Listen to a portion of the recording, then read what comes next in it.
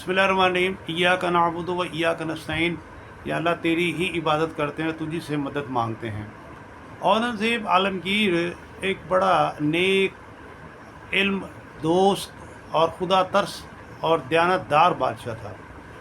एक दफ़ा वो जेल में अपने बादशाह बाप के पास गया, जिसको उसने कैद किया हुआ था, और उसको कहा कि अब्बा तुझे मुबारक हो, तेरे पोते ने कुरान पाक हिफ्ज़ कर लिया है। बाप ने कहा कि मुझे तो मुबारकबाद ऐसे दे रहा है जैसे मेरे बेटे ने हिफ्ज़ किया हो।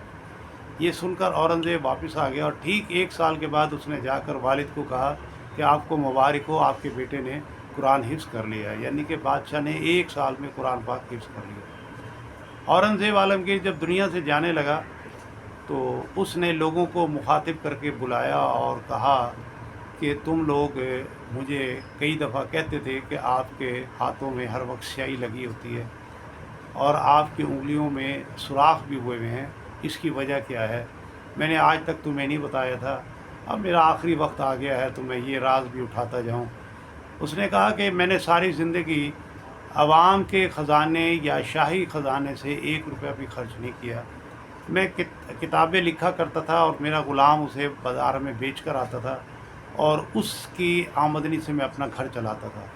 और फिर सुराख इसलिए पड़े कि मैं टोपियाँ सीता था और वो मेरा ग़ुलाम बाज़ार में बेच कर आता था और उससे जो बचत होती थी उससे मैं अपने घर का खर्चा चलाता था।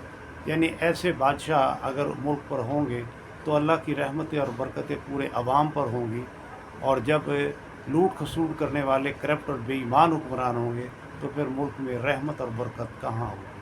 वाखिर दावाना अनिल हम्दुलिल्लाहि रब्बिल आलमीन।